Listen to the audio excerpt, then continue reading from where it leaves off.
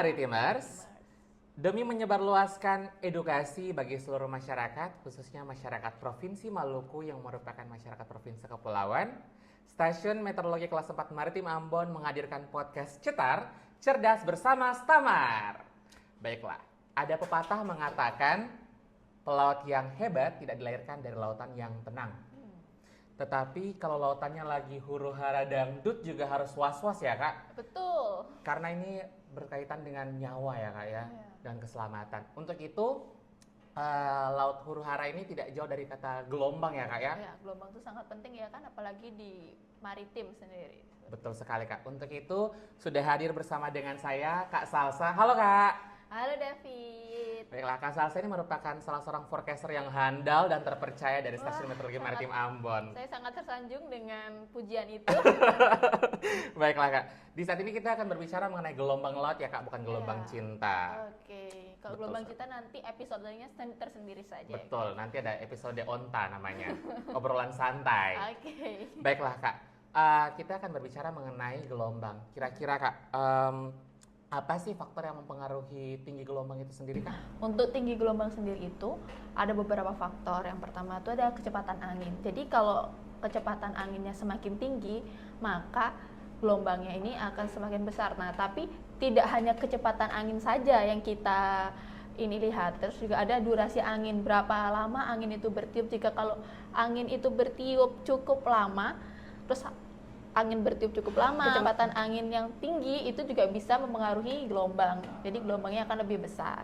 Nah, tapi tidak itu dua itu aja, kecepatan angin, durasi angin, tapi ada lagi, ada fetch. Fetch itu jarak di mana angin bertiup dalam satu arah tanpa berubah arah secara signifikan. Nah, ketiga itu akan membuat gelombang lebih besar jika kecepatannya tinggi, kecepatan anginnya tinggi, durasinya lama, dan adanya fetch itu yang arah anginnya tidak berubah secara signifikan, seperti itu. Oh baiklah, berarti kurang lebih faktor utamanya itu karena angin ya Kak ya? Betul. Karena kalau gelombang cinta itu dipengaruhi oleh 3 hal juga Kak. Apa itu David? Ada afeksi, interaksi, dan juga komunikasi. Aduh. Baiklah, kita lanjut ke pertanyaan berikutnya. Oke, apa itu? Ini rasanya kayak wawancara ya Kak, Iya, interview. ini kayaknya kita akan ikut kuis ya, bisa ikut Betul. kuis ini. Siapa tahu nanti tahun depan kita bisa memenangkan Family 100 dari BMKG ya Kak ya? Betul. Baiklah.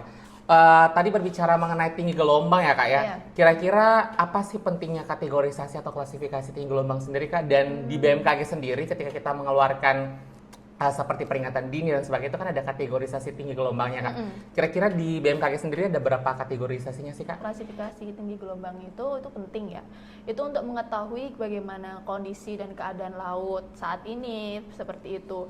Sedangkan BMKG kan kita menginformasikan cuaca, apalagi kita Stamar Ambon, stasiun maritim, kita menginformasikan cuaca maritim di wilayah Maluku. Nah, untuk kategori ini itu untuk menyediakan informasi tentang kondisi laut dan membantu memperkirakan cuaca di laut seperti gelombang, angin, dan hujan ringan, hujan sedang, hujan petir, dan cuaca buruk lainnya, dan memberikan peringatan kepada kepada masyarakat, terutama masyarakat pesisir dan masyarakat yang menggunakan transportasi laut, seperti itu David.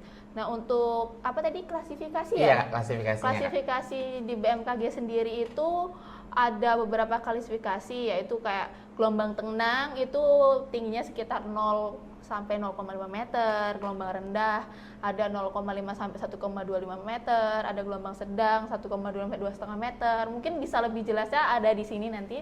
Baik, nanti dimasukin ya Kak? Dimasukin ya. Iya, Itu ada banyak, ada tinggi, yang kategori tinggi itu ada 2,5 sampai 4 meter, sangat tinggi 4 sampai 6 meter, dan ekstrim itu ada 6 sampai 9 meter.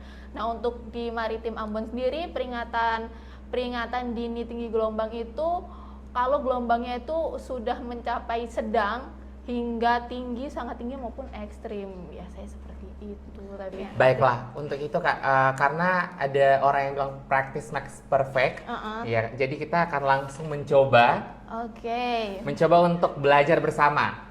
Di sini sudah ada peta tinggi dan arah gelombang, ada juga peta terkait dengan wilayah pelayanan ya Kak. Iya.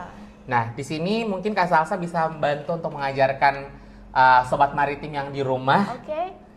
Mungkin boleh Kak, kira-kira ini dari PT ini kita bisa mendapatkan informasi apa aja sih Kak? Dari peta ini nanti kita tampilkan di sini Baik, secara jelas. Nah ini kita contohnya di T16 itu ada Laut Arafuru bagian tengah. Di situ ada gelombang warnanya orange kan. Nah di bawahnya ada legenda tuh, ini orange.